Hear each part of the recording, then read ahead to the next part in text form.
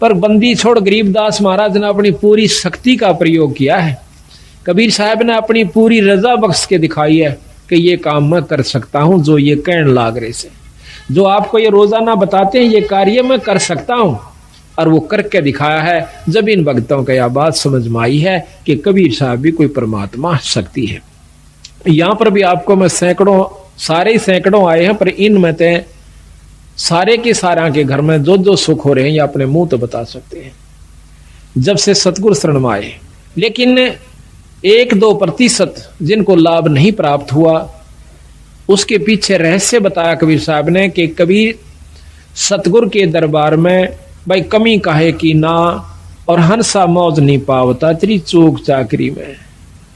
अगर तुझे पूर्ण लाभ पूर्ण मौज भगवान नहीं बख्श रहा है कबीर साहब, तो तेरी चाकरी में, तेरी सेवा के अंदर अभी बहुत कमी है, अपनी बहुत कमी है तेरे अंदर। नहीं, जब 98 व्यक्तियों को परमात्मा पूर्ण लाभ दे रहा है, बंदी छोड़ दर्शन दे रहा है, और उनको वो झलक नजर आ रही है जो वर्णन करते हैं हम रोजाना, तो आपको नहीं आई, तो भाई आपकी चूक चाकरी में, आपकी कोई सेवा में कमी है, आपके कोई नियम में कमी है, आप में भी कोई अहंकार अभिमान बकाया है। तो सतगुरु महाराज को अहंकार तो लेस मात्र, मान में म्यान कहते हैं तलवार का जो ऊपर का कवर होता है, उसके अंदर 2 खड़ग 2 तलवार नहीं समा सकती, किसी रूप में भी नहीं समा सकती। इतना इम्पॉसिबल असंभव कार्य है कि राख्या चाहे पिया चाहे प्रेम रस, और राख्या चाहे मान, एक म्यान में 2 खड़ग, भाई देखी सुनी ना कान है। तो अहंकार तो एक लेश मात्र भी ईश्वर को पसंद नहीं है, और जिनमें अहंकार नहीं रहा उनको परमात्मा का दीदार हुआ, दर्शन हुआ, आत्म कल्याण हुआ। और इसमें के लगे है अहंकार को तोड़ने में, कुछ नहीं लगता, बस थोड़ी सी कसर से, थोड़ा सा सावधानी की आवश्यकता है, थोड़े सी विवेक की आवश्यकता है इसके अंदर। आज हम मनुष्य शरीर में हैं, ये माटी का पुतला और खाक में मिल जाएगा 10-20 साल के अंदर अंदर। और फिर हमारे ऊपर महाराज ने लिखा है कि कबीर काहे गर्भियो, और ऊंचा देख आवाश, और काल पड़े भू लेटना तेरा ऊपर जामे घास। कल तो जमीन पर जाकर पड़ना होगा, और वहां फूक फाक के थोड़ी सी राख हो जाएगी, और उसके ऊपर फिर तेरा घास जामेंगे। तो इस प्रकार इस अहंकार ने, जैसे आज हम पशु बन जाते, एक शरीर छूटेगा ये भी पक्का है, और छूटने के बाद फिर पशु जुन्नी में जाना होगा, जिसमें नाम नहीं लिया जिन्होंने, और विकार किए बीड़ी शराब मांस तंबाकू प्रयोग करते रहे, उनको 184 प्राप्त होगी। फिर जिन भक्तों ने नाम भी ले लिया और अपना धर्म पुण्य भी कर रहे हैं, और फिर भी अभिमान रह गया, तो फिर भी आप 184 में जाओगे। वो दूसरी बात है कि आपकी की हुई कमाई परमात्मा अवश्य देगा आपको। फिर ना जाने 1000 वर्ष में सूत बैठे, फिर ना 10,000 वर्ष में सूत बैठे, ऐसे सत्संग का कि जिसमें आज आपको पूर्ण ब्रह्म परमात्मा के बारे में जानकारी दी जाएगी। तो 184 के अंदर हम कुत्ते बनते हैं। प्रथम जीवन कुत्ते का ले लो, स्वान का, जो कि बहुत आसपास हमारे होता है, और फिर उसके कष्ट पे जरा सा दृष्टि घुमा कर देख लो, बस ज्यादा नहीं। कल हमने देखा रात्रि में इतनी ठंड थी, और एक कुत्ता इस गली के अंदर है, बाहर पड़ा बेचारा, और ऊपर से उसके खांसी होगी। 1 मिनट भी उस कुत्ते को खांसी से चैन नहीं थी। अब देखियो, पहले तो जन्म कुत्ता, ऊपर से ये खतरनाक रोग उसको लग गया। फिर कोई टांग तोड़ दे, आम कुत्ते के पैर में लंग पावेगी। क्यों पावेगी? कि उसका कोई ना कोई डला, कोई लठ या कोई पहिया उतर जाएगा, क्योंकि बिचारे बैठे वो पिछला अहंकारी जीव था। उसने कोई नो कहते न थोड़ा इधर वाले कौन होता, अभिमान रखा करता था, और आज अभिमान उसमें जोका तू है। अपने अहंकार वो बिचाड़ा बैठेगा और बिल्कुल ऊपर गाड़ी चढ़ हो लेगी जब थोड़ा सा सरकेगा एक तरफ में। वो पिछला जो उसके अंदर बदमाशी थी वह अब भी मौजूद है। कई कुत्ते ऐसे देखें कि जीप ऊपर चढ़ हो जाएगी जब थोड़ा सा हलते हैं, तो उस कष्ट के कारण, उस अहंकार के कारण उसने कितना भारा दुख मोल ले लिया। तो इन बातों ने याद रखेगा जो भगत, तो उसको कोई भी अहंकार नहीं रहेगा। अब हम सत्संग में यही सिखाते हैं। आप अपने घर में आजकल ऐसा कोई भी नहीं रहा जो डबल बेड ना ले रहा हो, और डबल बेड के ऊपर गद्दा भी बहुत मोटा हो से, और अच्छी बड़ी आज वस्त्र भी आप लिए हुए सो। तो हम आपको यहाँ ऐसी असुविधा देने की कोशिश करते हैं जो ज्यादा भी ना हो पर सुविधा भी ज्यादा ना हो। इसका कारण ये भी है कि आपके मन में वो अहंकार रूपी राक्षस बना ना रहे। जहां स्थान मिल जाए वहीं बैठ जा, चाहे नीचे मिलो चाहे ऊपर मिलो, चाहे बोरी मिलो चाहे कोई वैसे साधारण दरी मिलो। तो हम उस समय ये देखकर इस पर बैठ जाते हैं कि भगवान के दरबार में और काहे का मान। कबीर साहब इसके बारे में कहते हैं कि कबीर सत्संग में जाकर और गुरु से चावे मान, वो नर नरक में जावेंगे युग युग बने सवान। जो सत्संग में जाकर और गुरुओं से मान की इच्छा रखता है कि हमने अच्छे स्थान पर गुरु आनंद नहीं बिठा, हम जानबूझ कर अवॉइड करते हैं उनको अच्छे स्थान पर बैठाने की, क्योंकि ये अंतःकरण हमें क्योंकि समय समय पर ये चेक करना पड़े से कि इसमें भी वह बीमारी बकाया सैक नहीं है। पहले जब नाम उपदेश दिया करते थे संत जन, जल्दी से उपदेश नहीं दिया करते, परीक्षा लिया करते थे। एक राजा ने राज त्याग दिया, संतों के कहने से सुनने से, सत्संग को सुनते हैं। तो उसने जब राज वो नाम लेने के लिए जाता है एक सत्संग सुनकर, तो वो गुरुदेव कहते हैं कि राजन आपको नाम नहीं मिला है। काहे को महाराज, मुझ दास में ऐसी कौन सी कमी है? कहने लगी राज के अंदर आप भक्ति नहीं कर सकते, आप में मान सतावेगा, अहंकार जमा हो जाएगा और बड़े बड़ाए खेल को आप सर्वनाश। उसने एक बार आग्रह किया, 2 बार किया, घर चला जाता है, राज त्याग दिया। राज त्याग करके महाराज के पास आता है कि महाराज मैंने राज त्याग दिया, ये सतगुरु उपदेश दे दो महाराज, क्योंकि आत्म कल्याण का जिसको चसक पड़ जाएगी, जिसको ये दुख दिखने लगेगा, दिखाई देगा, तो वो इस काम को कर सकता है। महाराज कहते हैं गरीब तन मन धन सब अर्पिए, गरीबदास जी महाराज कहते हैं कि गरीब तन मन धन सब अर्पिए, भक्ति मुक्ति के काज और जिनके उर्म बंदगी यू के इंद्र का राज। इस उद्देश्य को वही भक्त ले सकता है जिसके भीतर ले में यह बात बैठ जाएगी, अंतःकरण में जमा होगी कि ये खेल तो हमने लाखों बार खेल लिए, करोड़ों बार खेल लिए। बच्चों का पैदा करना, उनको पाल पोस कर ब्याह शादी कर जाना और फिर मर जाना, फिर कुत्ते गधे कुत्तिया बन जाना, ये खेल तो बीरा संखों बार खेला पाने। पर ईब जो खेल खेलना से वो खेल के दिखाओ। अब ये खेलन का समय आ गया, आप सेलेक्ट हो लिए, बंदी छोड़ के खाड़े के पहलवान सो, अरीब उस पहलवान वाला काम करके दिखाना चाहिए। तो वो छोड़ कर चला गया, कहने लगा सतगुरु मैंने तो राज छोड़ दिया। और वाह भाई वाह, छाती से लगा लिया संतों ने। महाराज मैंने उपदेश दे दो कि बेटा 1 महीने के बाद आना और पश्चिम दिशा में चले जाओ। वो चला गया। 1 महीने के बाद आता है तो रास्ते में आ रहा था, उसका पैर कीचड़ में भर जाता है और साथ से एक पशु जा रहा था, उसके छींटे लगकर उसके जो पैरों में उसने पहन रखा था कोई पजामा वगैरह या कोई वस्त्र धोती, उसका छींट लग जाती है। उसको उसने 3-4 गालियां सुना दी। वो जो आ रहा था और साथ में एक शिष्य और सतगुरुओं का आ रहा था। तो उसने देखा कि जब वो सत्संग में प्रवेश किया महाराज के आश्रम में, तो उसने वो अपने एक नलके पर या कुएं पर वो कपड़े साफ किए, थोड़े थोड़े पानी लगा करके थोड़ा थोड़ा उनको साफ किया, पहने पहने। तो गुरुदेव ने पूछा, तो और भक्त आया था, वो आके कहने लगा महाराज जी ये कौन है? वो कपड़े साफ कर रहा। कहने लगा ये भाई बहुत बड़ा राजा था, इसने राज त्याग दिया परमात्मा पाने के लिए। कहने लगा जी त्याग गया कुछ नहीं बताई। क्यों भाई? कि इसके ऐसे ऐसे छींटे लगे, गालियां मंड रहा था उसको। अच्छा अरे वाह, चौखत ने बता दिया मेरे को। वो आके लंबी डंडौत करी। ओहो आओ भगत जी, राजा जी आगे। राजा कहा जब खुश हुआ, आओ राजन बैठो। बड़ा प्रसन्न हुआ, बैठ के सतगुरु उपदेश दे दो। अग बेटा अभी तो 1 साल के बाद आना। भोजन पाया, उठ के चला गया। 1 वर्ष के बाद फिर आता है, वापस आकर के अब सतगुरु ने पूछा कि देखना कि आज वो आएगा, दिन रख दिया कि उस दिन आना और इस समय आना। ऊपर से एक भंगण को, जो उनकी शिष्या थी, उसको कहा कि जब ये व्यक्ति आवे इसके ऊपर कूड़ा डाल देना छत से।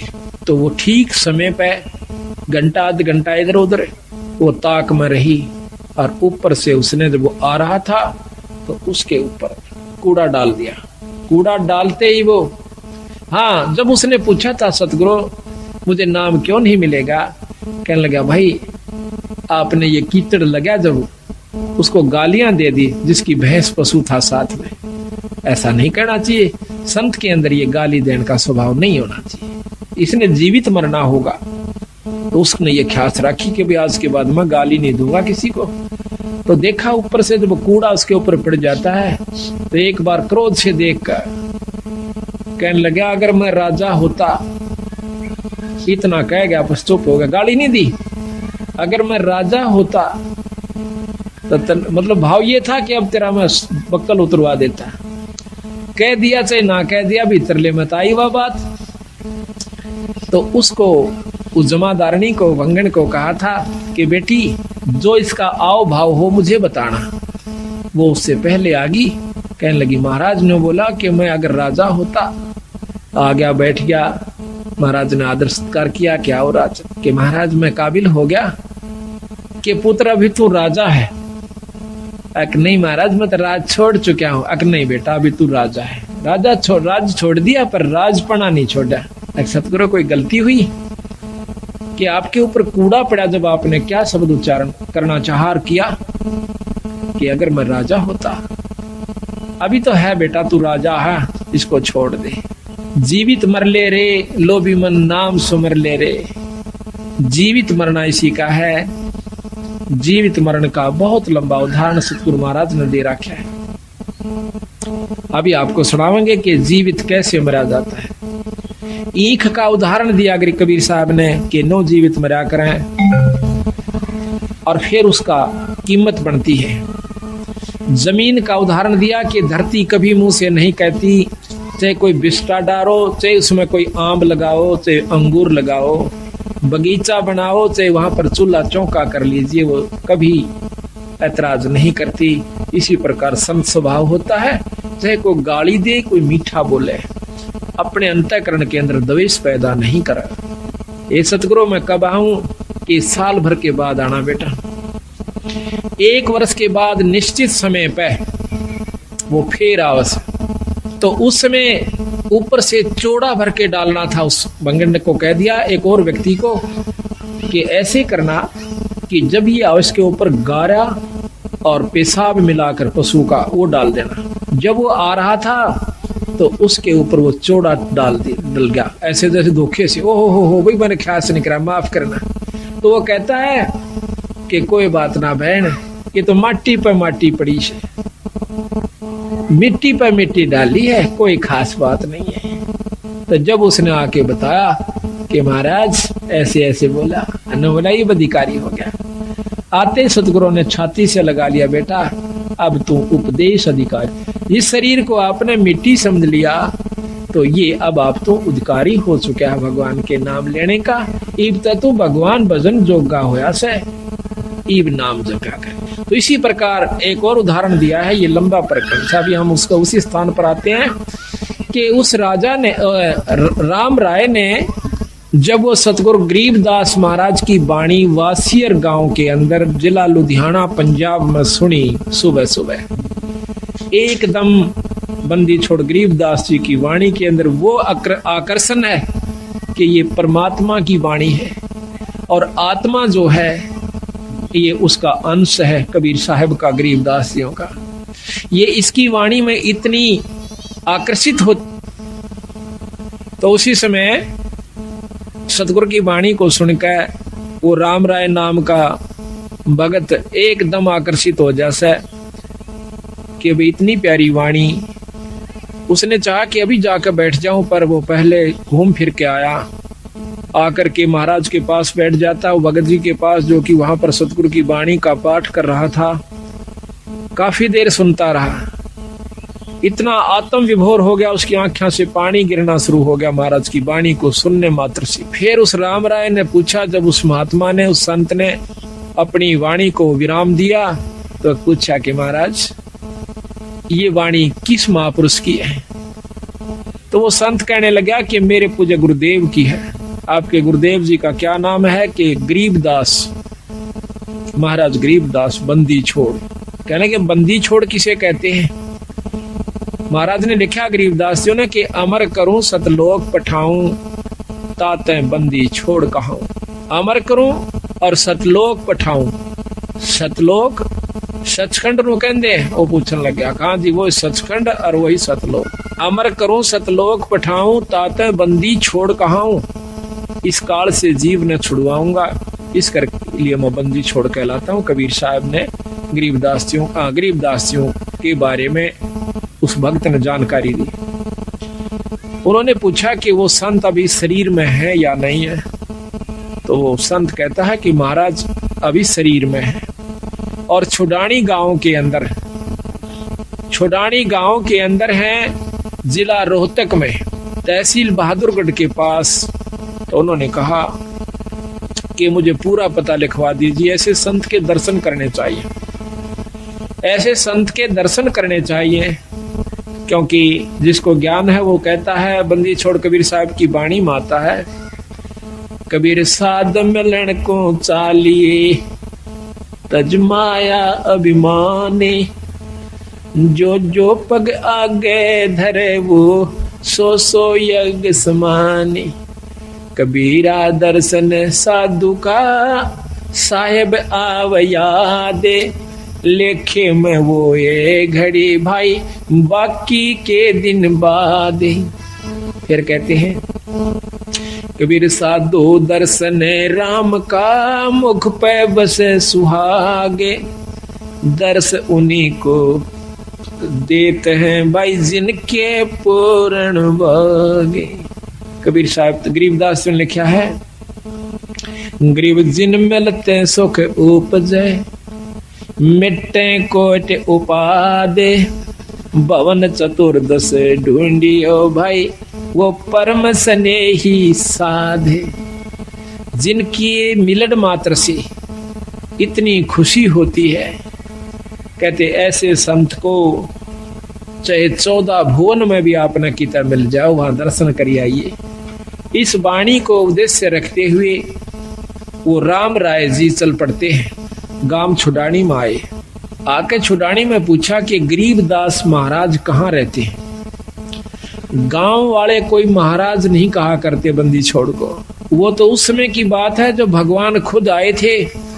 आज भी मेरे ख्याल में 90% व्यक्ति छुडानी के नहीं मानते गरीबदास जी, 90%। और उस समय तब मानता कौन होगा? तो बाहर के भक्त आए हुए थे। महाराज कहते हैं, लाल तो परखे जौहरी और शब्दा परखे साध, और कबीर परख ले साधु ने ताका मता आघात। तो परमात्मा को परखना कोई बच्चों का खेल नहीं है, संत को परखना। रामचंद्र जी आए, उनको एक राजा माना। कृष्ण भगवान आए, उसको एक ग्वाला माना। और उसके साथ कितनी दुष्ट आत्माओं ने आकर क्या क्या कुकर्म करने चाहे। पूतना जैसी दुष्टा ने उस छोटे से मासूम बच्चे पर भी दया नहीं आई और उसको मारने की खातिर अपनी दूधी के विसला कर चाल पड़ी। और उस चानोर के से नीच ने इतना बड़ा पहलवान था और उस 15 साल के बच्चे की गेला कुश्ती करने की चुनौती दे दी। ऐसे ऐसे कंस कितने उदाहरण हमें मिलते हैं, पर उस समय हम नहीं मानते उनको। जब वो मौके पर होते हैं उनके जाए पीछे फिर वृंदावन की फेरी यानी गोवर्धन की फेरी देते फिर ऐसे। वहां कृष्ण जी बैठे हैं क्या? यही हमारी भूल चौंध नहीं टूटती, इसको तोड़ने के लिए संत बार बार आते हैं। भाई जब वो शरीर में आते हैं तब तो तुम होशियार हो जाते हो, तब तो तुम सियाणे बन जाते हो और उसको परमात्मा स्वीकार नहीं करते हो। जब वो चले जाते हैं और फिर वहां उनकी मंडी बनाकर और वहां माथा टेकते फिरते हो, वहां परमात्मा नहीं है। परमात्मा के पाने की नियम्स है, ये इनके तरीके हैं कि उनके प्यारे हंस से, संत से उपदेश लीजिए और फिर उसको उसका स्वरूप मानिए। अगर आत्म कल्याण चावस, जो उनका नुमाइंदा संत है उनको उनका प्यारा स्वरूप समझो। महाराज कहते हैं कबीर साहब, कबीर गुरु मानुष कर जानते, वह नरकइये अंध और महादुखी संसार में, फिर आ गए यम के फंदे। फिर साथ में कहा है कि कबीर गुरु मानुष कर जानते, करें चरणामृत को पान, और वो नर नरक में जाएंगे, युग युग बने सवान। गरीबदास जी महाराज भी कहते हैं कि मम संत मुझे जान मेरा स्वरूपम। तो उस समय तो हम इस बात को स्वीकार नहीं करते हैं, और फिर बाद में जब वो चले जाते हैं उनकी वहां पर यादगार बनाई जाती है, फिर मंदिर का रूप धारण कर लेती है। फिर हम जाकर के वहां पर अपनी, जब वहां भी उसके बावजूद भी कुछ आपके कार्य सर जाते हैं, अगर वो हाजिर थे उस समय उनसे प्रेम आप कर जाते तो आपका सर्व कार्य सिद्ध होता। अब तो केवल वो धाम बन गया, और धाम पर जाने का, मत्था टेकने का केवल एक फल है, मुक्ति फल नहीं है। हम भी जाते हैं अपने धाम छुड़ानी में, लेकिन वहां अगर हम बिना गुरु के जाते हैं तो हमें कोई लाभ नहीं होगा। एक साधारण सा लाभ, जैसे कोई पशु का ठीक हो जाना, जैसे आम देवी धाम पर जाते हैं, माता धाम पर जाते हैं, या अपने कोई अपना जो पितृ धाम होता है वहां जाते हैं, उनसे ज्यादा कार्य आपके छुड़ानी में सर सकते हैं उस धाम पर जाने मात्र से। लेकिन जन्म मरण की बीमारी आपकी मुक्ति नहीं हो सकती, क्योंकि महाराज गरीबदास जी खुद कहते हैं कि पूजें देई धाम को और शीस हिलावे जो, गरीबदास साची कह हद का फर है सो। बिना गुरु के संपर्क से कट जाने के बाद आप चाहे उस धाम में जाकर बस जाइए, आपकी मुक्ति नहीं हो सकती।